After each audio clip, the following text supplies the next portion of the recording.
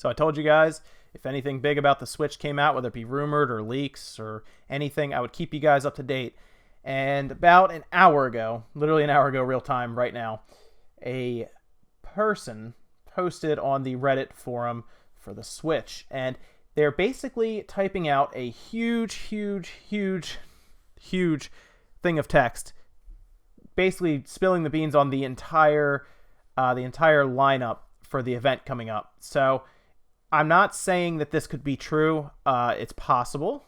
It's possible. They claim to have been working in marketing for Nintendo leading up to the event, and people who do marketing would have to do things like, make promotional materials, probably do slides for the event that you see pop up on the screen. So there's a chance that a lot of stuff came across their desk and they did see a lot of the stuff. So I don't want to tell you, yes, this is completely true. I always tell you, unless it comes from the mouth of Nintendo for the games, or EA for their game, or Nvidia for their software, or hardware and software, I guess, but hardware. Don't trust everybody on the internet, obviously. This person could have just gone either way, had some fun, and decided to post online. But keep in mind, this could also be true. So it's, it's a lot of fun to look at it. So let's get into this. And also, I got some people ask me about the possibility of the Foxconn leak being confirmed a little bit, or at least backed a little more. I'll talk about that tomorrow on Newswave tomorrow morning. So if you want to check that out, check it out 10 a.m. at Newswave. I'll talk about it then. So let's talk about this leak, or this rumored leak. This is from a person on the forums under the name of the real Geno. Now, I believe they did some other leak a while back that ended up not being true. So again, I don't know how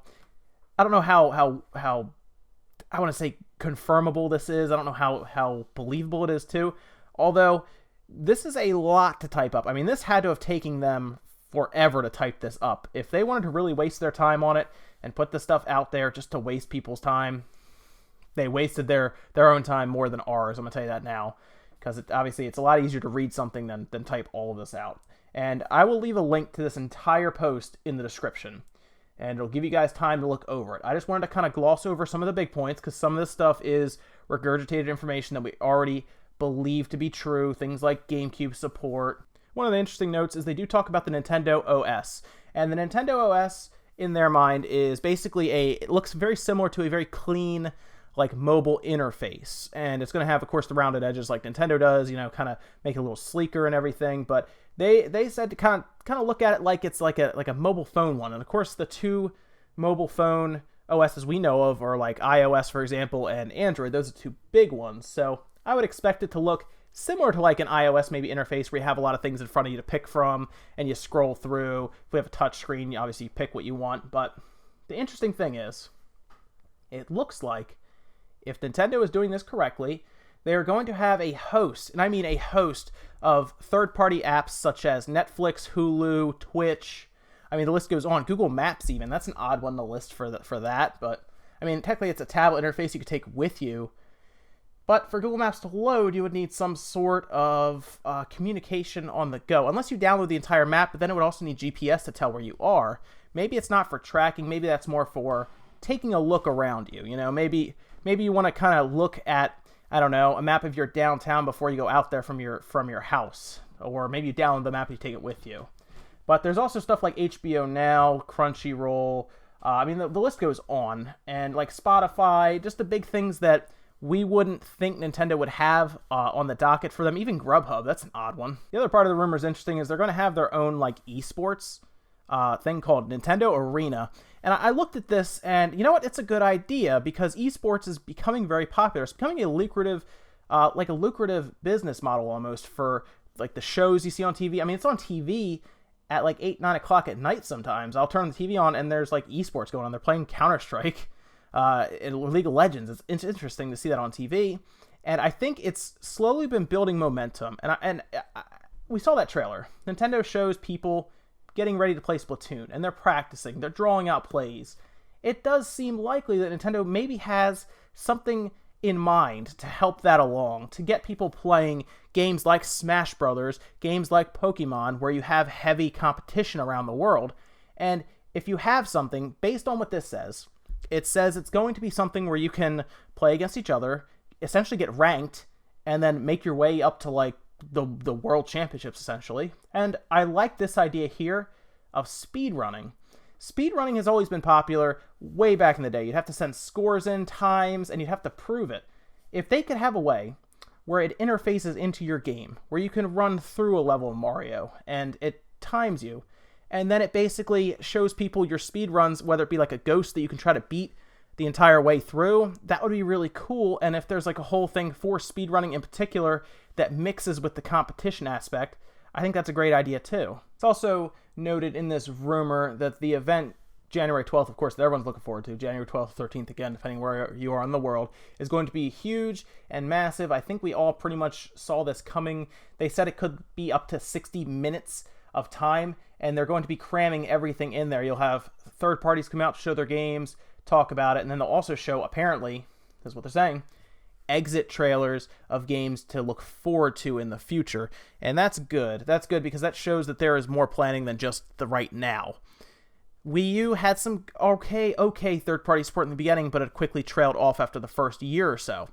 If they're already planning games for the future, that tells me that they have some sort of belief in the system, and I think, based on what I'm about to show you, that again, this is all rumors, I think if this is the actual first month or first year lineup, it's going to be pretty strong for the Switch. So this is the initial lineup that they say.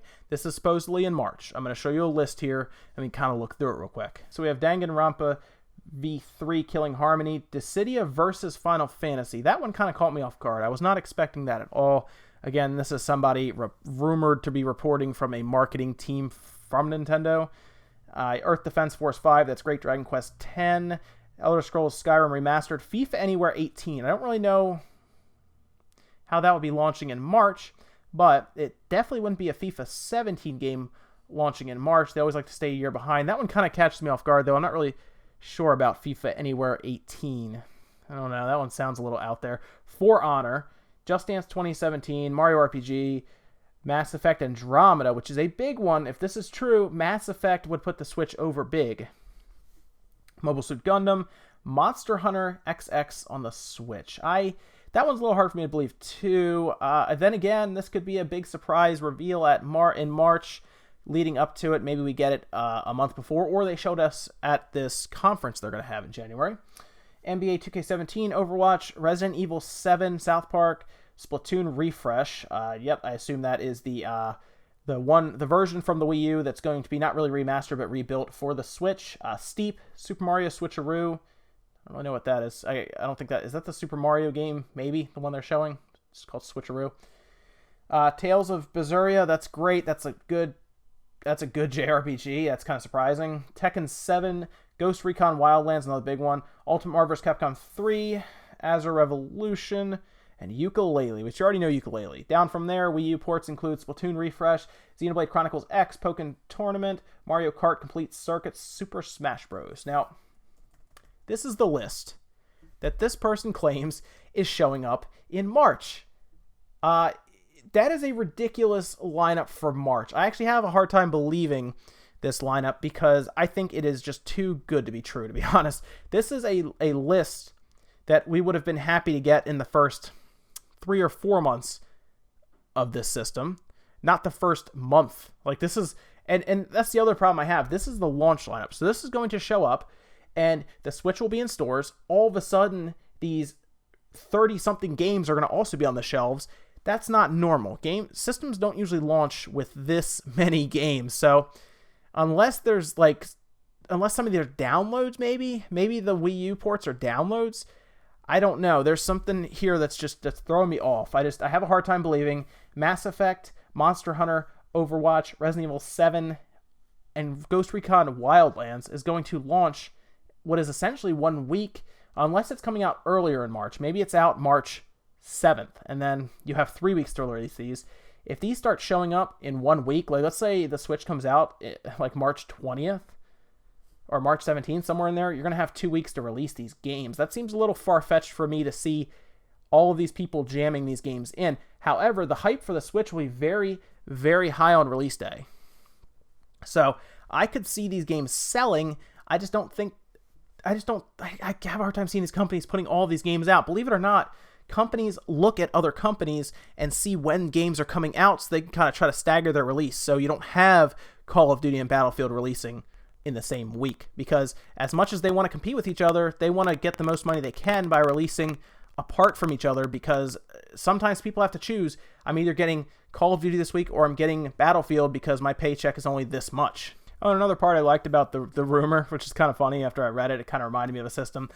They're working to put, basically, into Southwest Airlines, they're looking to put systems like the Switch. It's going to be a modified version that only plays one game. You pick a game before you get on the plane. You take the Switch with you, play it on the plane, and then you drop it off at the airport on the way out wherever you land.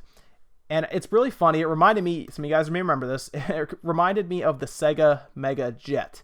And I kind of caught wind of this back when I would watch YouTube, for example, and they would talk about very obscure retro games. There was even an NES that was basically tied to hotel or motel TVs at the time, a long time ago in Japan. And this is actually one that shares that same idea, where you would basically rent, essentially, a Mega Jet, a Sega Mega Jet, and you would take it on the plane with you. You would play actual Sega games and the Mega Drive games, and then you would drop it off at the following airport.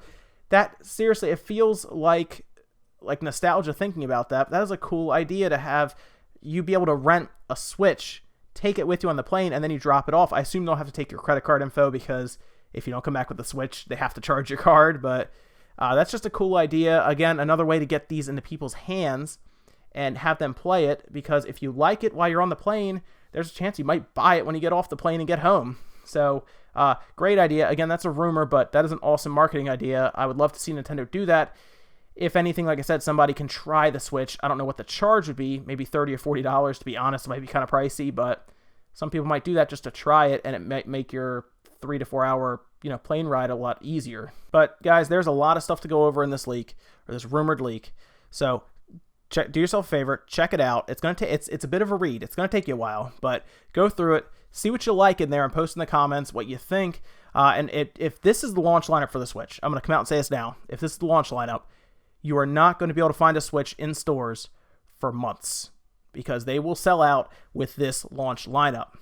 There's no way it is going to stay on the shelves if Mass Effect's on it, if Ghost Recon's on it, if Monster Hunter's on it. These are big games that will sell the system faster than Nintendo can probably produce them. So if Nintendo has this plan up their sleeves, and they have been so quiet with just the crap storm that has come down on them in the past couple weeks, where people believe lower specs, they believe no third parties coming. If they walk out on stage and just point up at the screen and walk off, and all of these games start playing, all of these doubts will disappear, because third party games, they bring gamers to the system. They do.